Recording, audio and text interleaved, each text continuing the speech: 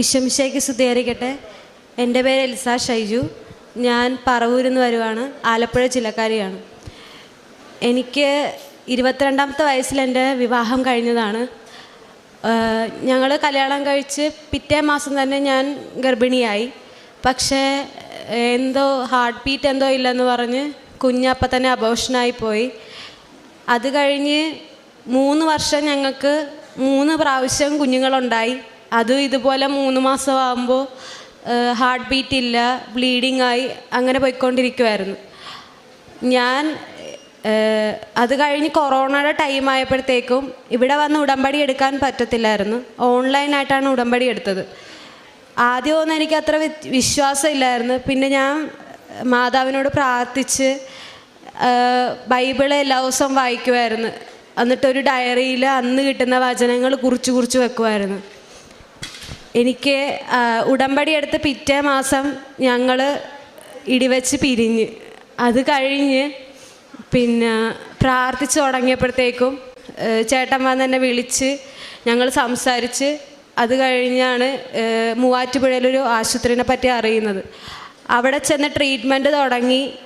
അപ്പോൾ ഡോക്ടർ പറഞ്ഞ് പിന്നെ യൂട്രസിന് കട്ടി കുറവാണ്, അതുകൊണ്ടാണ് ബ്ലീഡിങ് ആയി പോകുന്നത്, ലാപ്രോസ്കോപ്പി ചെയ്ത് നോക്കണമെന്ന് പറഞ്ഞു. ലാപ്രോസ്കോപ്പി ചെയ്തിട്ടും അതിൽ കുഴപ്പമൊന്നുമില്ലായിരുന്നു. പക്ഷേ ഇങ്ങനെ ബ്ലീഡിങ് ആകുന്നതുകൊണ്ട് സ്റ്റിച്ച് ഇടണമെന്ന് പറഞ്ഞ്. ഞാൻ നോർമലായിട്ട് തന്നെ കൺസീവായി. അത് കഴിഞ്ഞ് ഇവന് 7ാം മാസം സ്കാനിങ്ങിന് ചെന്നപ്പോഴത്തേക്കും ഡോക്ടർ പറഞ്ഞ് പിന്നെ ഇത്ര നേരം നോക്കിയിട്ടും ക്ലിയർ ആവുന്നില്ല, ഒന്ന് പ്രാർത്ഥിക്കാൻ പറഞ്ഞു. ഞാൻ പിന്നെ ചേട്ടൻ ഇതിന് മുമ്പ് ഇവിടെ ഉടമ്പടി എടുത്തിട്ടുണ്ടായിരുന്നു, കൊറോണ കാലങ്ങൾക്ക് മുമ്പ്.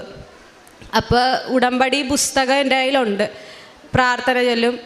രാവിലെ എണീക്കും, 4:30-5:30 ആകുമ്പോഴത്തേക്കും ഉടമ്പടി പ്രാർത്ഥന ചൊല്ലും, പ്രഭാത പ്രാർത്ഥന ചൊല്ലും. വൈകിട്ട് അച്ഛൻ്റെ ധ്യാനം കേൾക്കും, പ്രാർത്ഥന സന്ധ്യാപ്രാർത്ഥന കേൾക്കും, സാക്ഷ്യം കേൾക്കും.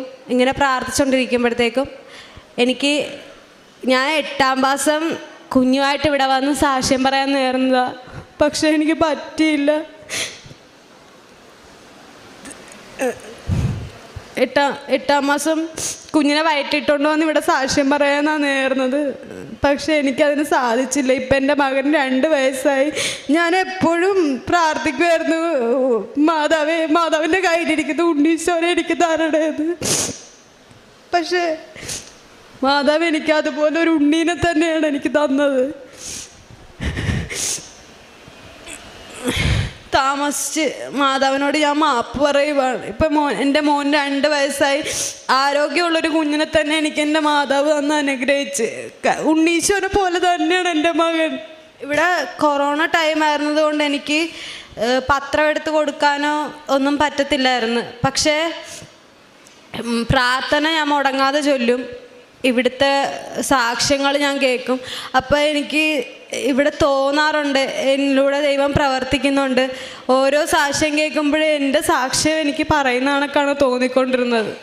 ഇങ്ങനെ ചേച്ചിമാർ ബ്ലീഡിങ് ആയി എന്നൊക്കെ പറയുമ്പോഴത്തേക്കും എനിക്ക് അത് അങ്ങനെ ഫീൽ ചെയ്തിട്ടുണ്ട്. ഞാൻ അവിടെ ചെന്ന് ഇതുപോലെ പറയുന്നത്, ഇന്ന് എൻ്റെ അമ്മ എന്നെ ഈ നടയിൽ നിർത്തി ആ സാക്ഷ്യം പറഞ്ഞില്ല,